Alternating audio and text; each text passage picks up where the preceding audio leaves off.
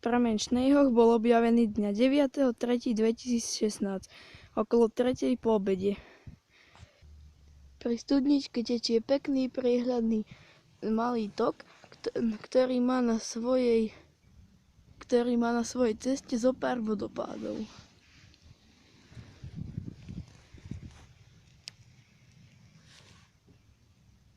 Jeden z vodopádov není veľmi veľký, ale pekný. Prameň Schneihoch je v Novej Bani zhruba 3 km od centra mesta, pri rodinných domoch na Viničnej ulici. Prameň Schneihoch je vo Viničnej fare na Viničnej ulici. Nachádza sa zhruba pol kilometra od cesty.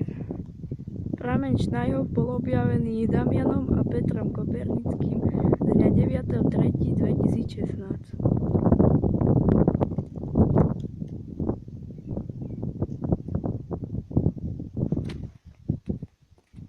Prvý vodopád, ktorý sa nachádza asi 8 metrov od prameňa, je zhruba 30 cm veľký a volá sa Veľký Schneihochov vodopád.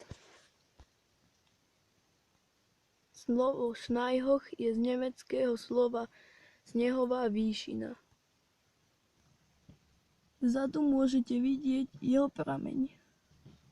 Prameň je dostatočne zavretý a ubezpečený pred možnými nebezpečenstvami, ako je zakopnutie, šľapnutie a podobne, a znečistenie.